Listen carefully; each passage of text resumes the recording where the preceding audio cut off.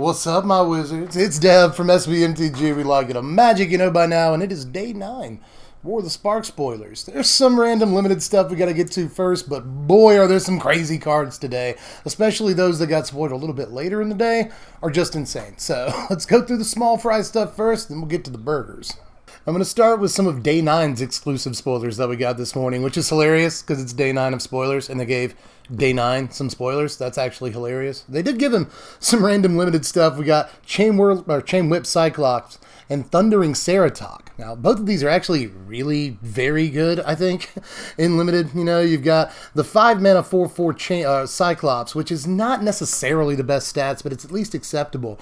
But having a mana sink that protects against flood and makes bigger guys not block, plus it also goes with all these spells that make you have a 4-power creature. So 4-power creatures are a little bit better in this format. Same thing with Thundering Ceratok. Just it being 4-power matters a little bit for the limited environment, but the fact that it's a 5-mana 4/5 trample is decent enough with no downside, and in fact an upside on Enter the Battlefield. So these are both really attractive limited cards. Day 9 also got to preview the Crunches. There's a Raging Crunch and Crunch Wrangler. Crunch is just the ugliest word that's ever been made up. It's Raging Crunch, though. God, Crunch is 3 mana, 2 and a red for a 4/3 beast that can't attack alone. And Wrangler is 2 mana, 1 and a green for a 2/1 human warrior with trample. And whenever a creature with power 4 or greater enters the battlefield under your control, you put a +1/+1 counter on Crunch Wrangler. Now, that is actually pretty good. I'm not too impressed by Raging Crunch, although in limited, again, it's 4-power, and it's at least pretty decently costed for what it is, power to toughness-wise. The ratio's nice, so I do like it in that format, especially at the common level. But Wrangler looks fantastic. Again, this is common as well, and it fills out your curve really, really nicely. A 2-mana, 2/1 trample is good stats right there for the mana cost. It's sweet they just threw in the trample.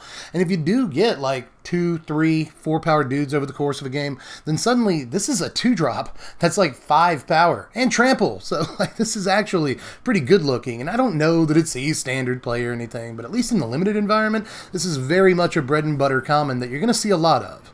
Now, we also got to see Domri's Ambush, Martyr for the Cause, and Topple the Statue today. I actually really like Topple the Statue if you need something to kill artifacts in Standard. You know, like if the Immortal Sun becomes a problem, or maybe if you're just killing a treasure map out of the sideboard or something like that. This does look like a very playable sideboard card because drawing a card is a huge upside when it comes to, other spells that you might have in Standard that destroy artifacts. I'm not sure this is necessarily better than a card like, say, Invoke the Divine, which gains you 4 life and gives you the spread of enchantments as well. Time will tell. If we get into a Standard again where for whatever reason artifacts are just a huge problem, then this will probably see some sideboard play. Domri's Ambush is really, really good limited removal. I love this, different version of Fight that they've been printing lately. I've said that before, but I just really got to hammer it in. This is a great version of Fight where the creature basically doesn't get to hit back. You just, sucker punch them, or your dude does. And I really like that. And this does have some cool Standard applications. I guess if you go Incubation Druid into this, then your Incubation Druid gets the counter. It can fight, a white 1-drop or whatever if they don't have Banalish Marshal, Venerated Loxodon yet. It can fight like a Viashino Pyromancer and win. It can fight like maybe even a creature with Curious Obsession on it, but I highly doubt it. But it could still kill like a Mistcloaked Herald or a Siren Stormtamer or something that doesn't have an obsession on it. And obviously from then on you could tap it for 3 mana, so this spell would not only pay for itself, but it would actually net you a mana in that case on Incubation Druid. So there are cool things to like about it, but I think the applications are fairly narrow in Standard, and if you're playing red in your deck anyway, they're just better removal options for the most part. So I don't know that it really fits anywhere in a competitive environment, but in limited, this is great removal.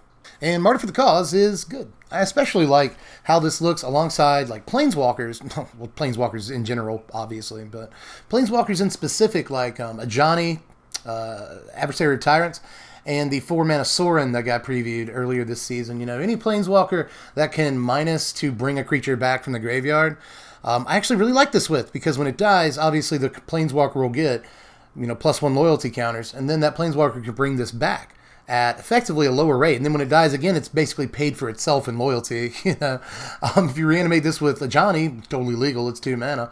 Or you can reanimate this with Sorin for 2 loyalty counters as well. So I really like the way this plays with those, and it just happens to be in their colors as well. But this has plenty of applications aside from that. This is a really, really good looking dies trigger.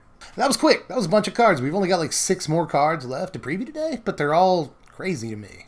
Like, all of these are pretty impressive, so I guess I'm just going to go in like order of how excited I am for each card. So let's start with Awakening of Vit C Ghazi. I am excited for this card, but I think there are 5 more like quote-unquote better cards today. But Awakening is 5 mana, it's 3 and 2 green, it is instant speed, the key to the card, and you put 9 +1/+1 counters on target land you control.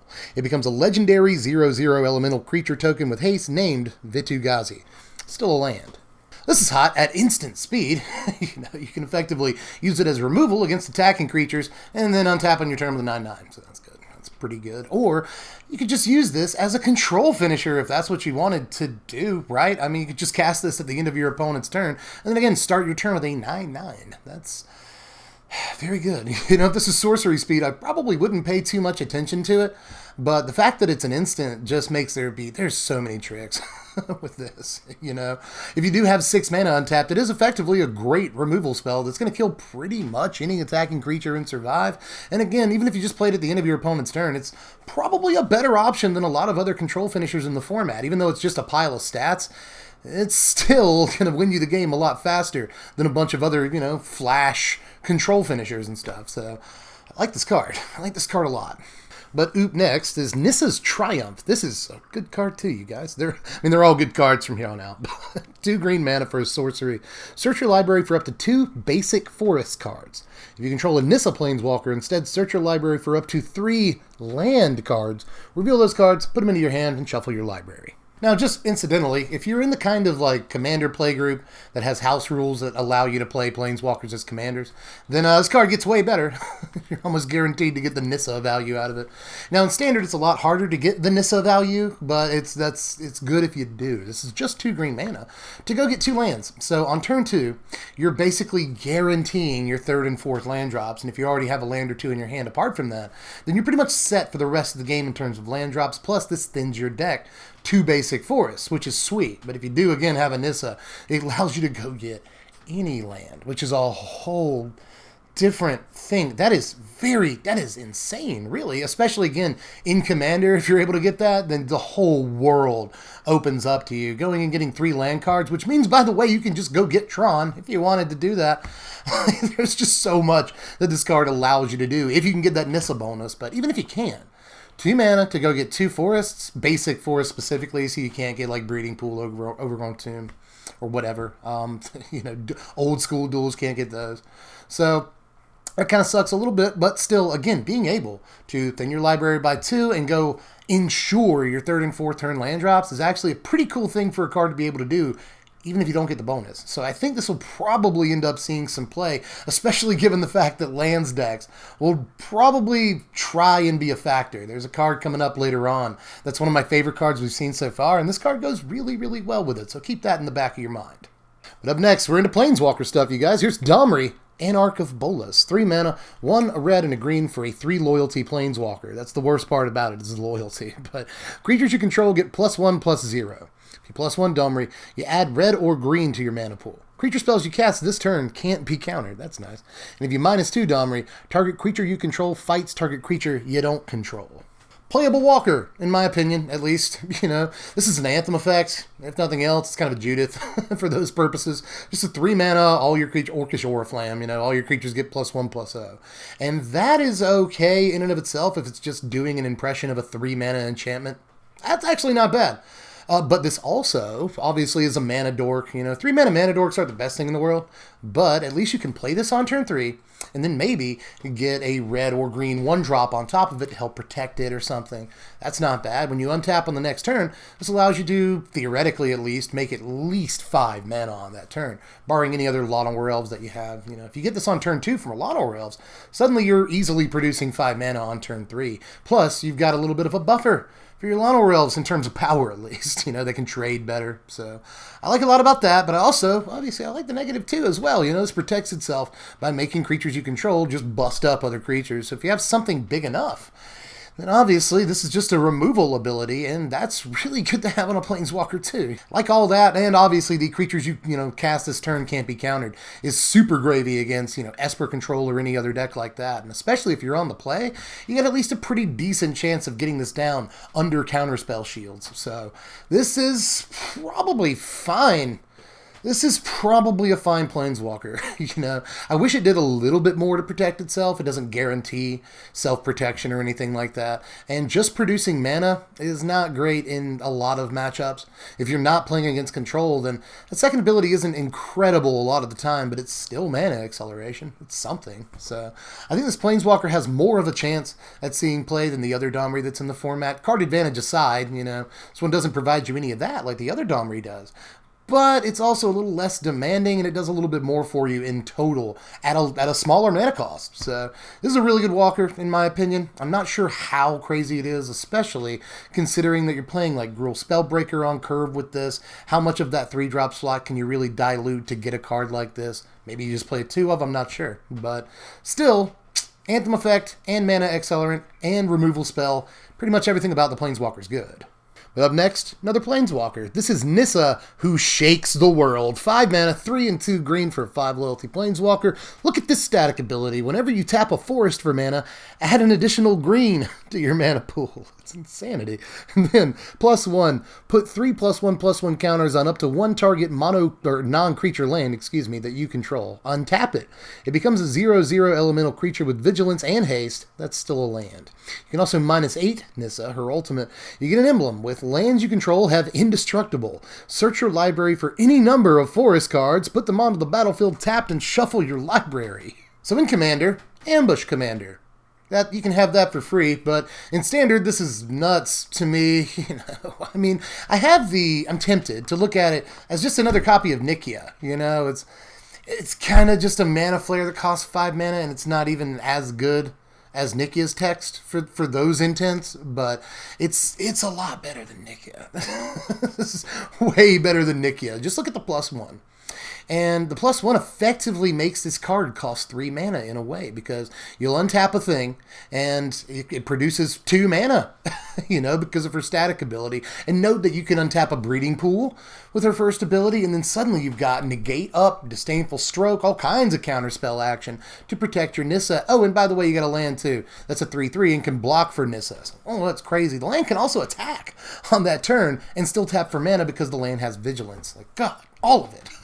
All of it is good. It doesn't even matter. You don't have to have an extra land either. You can play this 5 tapped out, and still untap a land, attack with it with Vigilance.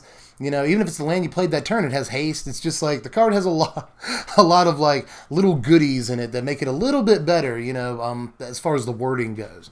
So I really like that first ability. I think it's more powerful than it might appear at first glance. And jeezy crazy if you can ever actually ultimate this Planeswalker. It is pretty sweet with a lot of different things that you could be doing. But the best part of the Walker, obviously, is the static ability. Just imagine going, mana dork into mana dork, and suddenly you're getting this on turn 3. And it's not super hard either. You go Llanowar Elves into Domri. We've already talked about that. You can go Llanowar Elves into Kiora on the next turn. That's kind of mana ramp. But you can just do the usual thing. Llanowar Elves into Incubation Druid or Druid of the Cowl or whatever. And suddenly you've got Nissa on turn 3. And when you untap on turn 4, it is not hard at all to imagine a world where you can produce 10 mana. And that's just too much. It is too much to be able to do that.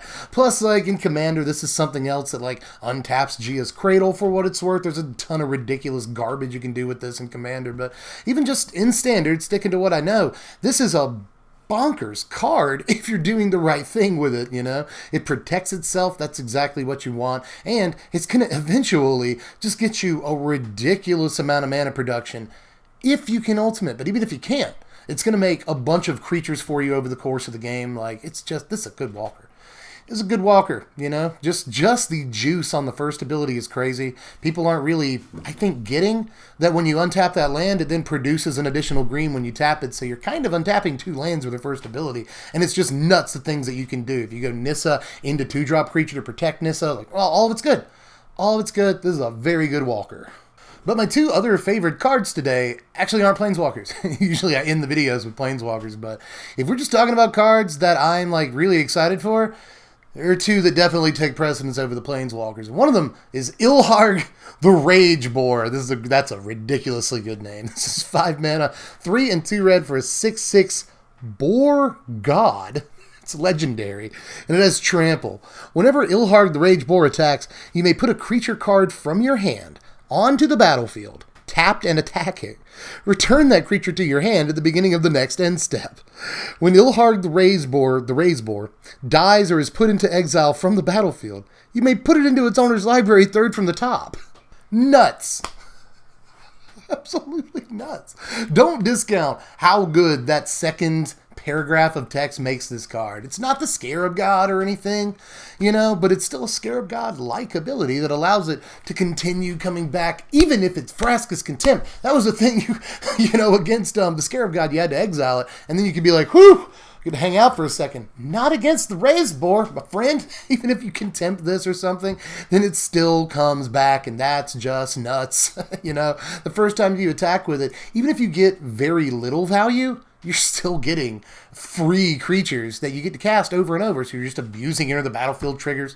Like this, card's nuts. And it's a pretty good commander, too, probably. Like, there's some stuff you could do with this in commander. I've gotten some things written down here. There's Myojin of Infinite Rage. Look at that. Just some of the stuff you can do in commander is nuts. Like Petrodon, if you want to do like land shenanigans, you could do that. But even stuff like Bogarden Hellkite. Looks pretty good. You just get to like Lobax something every single turn. Spawn of Thraxus. That looks pretty good too. But like in standard, which again I'll stick to what I know. I've got some stuff written down. There's some truly ridiculous like Christmas land stuff you can do with this. Like for instance, Gishath is probably the best thing you could do. Just get a 7-card dig every turn and just regurgitate dinosaurs onto the battlefield. Yeah, that seems fun. There's also Endray's Forerunners, which is basically game over a lot of the time. If you just drop a free Forerunners, that seems nice. There's dumb stuff like Palaka Worm. 7 life every turn. You want to do that, you can. And if they somehow gang tackle the Palaka Worm to death in combat, you at least draw a card. That's nice. But if you want stuff that's a little bit more realistic and you don't have to play bad cards in your deck, then there's Siege Gang Commander. Get 3 goblins every turn is a thing. And if you want, again, a more realistic card that's less likely to die in combat than Siege Gang Commander and actually let you pull off dumb strings every turn, the Worm. Ravager Worm. Actually looks like a pretty good choice. Alongside this thing, you just drop Ravager Worm for free every turn when this thing attacks, and suddenly you're just like Chupacabra-ing something every turn and attacking for 4 or 5. It's just, yeah. It's crazy. This card looks very good to me. It's really, really difficult to deal with, and that's the best thing about it. But just a 5-mana 6/6 trample that never dies is decent enough stats to me, but the fact that it just generates ridiculous value and lets you repeat unbelievable enter the battlefield triggers on probably expensive creatures, that's just, the card is good. I don't think there's any doubt that this card is quite good. But there's one more card to talk about today, at least at time of recording, and I'm actually even more excited about this than I am about the Big Pig. How could that possibly be? But here, ladies and gentlemen, is Living Twister. This is 3 mana, 2 red and a green for a 2/5 elemental, and you can pay 1 and a red and discard a land card to have Twister deal 2 damage to any target. Or you can pay a green to return a tapped land you control to its owner's hand. Alright, so I just love cards like this. I have to admit that I love whenever we get, a Seismic Assault, or a Land's Edge, or, a Molten Vortex, or a Stormbind. I love Stormbind back in the day from Ice Age. I love these cards. We've been looking for a Simic Lands deck. We've been trying to put that together. I've had patrons ask me about it. I've tried to build the deck myself a couple of times and put it on the channel. In the last, 6 months or so here, I think I've built the deck twice. At least in the last year, I've built the deck twice. And it's just never quite there. It doesn't seem competitive at all. And I'm not sure that this card puts it there, but this is the card that the deck was waiting for. We've got Crucible of Worlds in this format, obviously. It goes super well with this. And a bunch of other stuff like Multani for extra value. There's a lot. There's a lot that you can do with this card in Standard right now. And I've always loved stuff like this, and I can't wait to get my mitts on it and try out a Teamer or just possibly even just Gruul, lands deck. Because we have a bunch of pieces for it now, and we finally got what appears to be the kill shot. I can't really tell you how excited I am to have, again, like Molten Vortex, Land's Edge, Seismic Assault, some of my favorite cards of all time, Stormbind, back in some functional form. Always love when we get a card like this. Can't wait to try it out. That's it for today. Fairly light day of previews, but some nuts stuff. Let me know how you all felt down there in the sideboard, the comments section. There's a lot to say about some of these cards. Not much to say about some of the others. Again, some limited stuff to kind of get out of the way today, but some interesting looking stuff in that environment. But I am super excited for some of the cool stuff we can do in Standard after today. I'm not sure how playable some of these cards will be. You know, maybe Nissa's a trap. Maybe the Big Pig is a trap. Maybe the new, Stormbind thing is a trap. I don't know. These look like they could potentially be Johnny Trap cards, but it's exactly the kind of stuff I live for. So I can't wait to see if any of these cards are real. I especially think that Pig. That Pig, though, might be a scourge in Standard. But anyway, give me your opinions. I've been talking enough. Give me your opinions on all these things down there in the comments section, and let me know how you feel. Aside from that, just like the video if you enjoy the content. A lot of work goes into these, especially during spoiler season. It's like 100-hour weeks, and that's not even an exaggeration. Like, it hurts your personal relationships. Spoiler time is a serious time. It's like our Black Friday, except it lasts an entire week. And we have to do, well, actually it lasts like 2 or 3 weeks. We have to do it like 5 times a year. In any case, just make sure you hit the like button. It would mean a lot to me. Put me in more recommended feeds. Subscribe to the channel if you haven't done it yet. Hit the bell for the notifications. More spoilers, list videos, deck techs, blah, blah, blah. Or you can check out TCG Player. Just clicking the first link in the description helps my metrics out with them. They call me up and they're like, hey, Deb, got a lot of clicks this month. We like that. Okay, bye. Helps. They at least like to see that. It helps me out with them. So click the link in the description if you want to check out pre-order prices on any of these cards, or you want to pre-order sealed product. They got it for less than MSRP still. So check that out, or just, if you really want to help your dude, go over to the Patreon, link in the description for that. All I ask is $1 a month, and that $1 will allow you to vote on what decks and videos and stuff you want to see next in the upcoming format. So get over there, help your dude out, and I guess that's more or less it for now. Ziggy's been over here like the whole video, but he hasn't wanted to actually get on me. He's just been like staring at me. I don't know why he needs me to lift him up like a baby. Like a baby. You are a baby, bub. But anyway, I guess that's it for now. There's a lot to say about these cards. So get at me in the comments section, and I'll catch you cats later. I'm Deb from The Place. Thanks for watching, my wizards. Spread love, and be kind. Yeah. You're good, buddy. You're good, bub. Kisses for the man. Oh, but why didn't you just do this like 20 minutes ago? You could have. You're welcome to come up here. The people want to see you. You sweet man. These people are probably like, where's your kitten? I don't care. I don't care. I got kisses from my bub.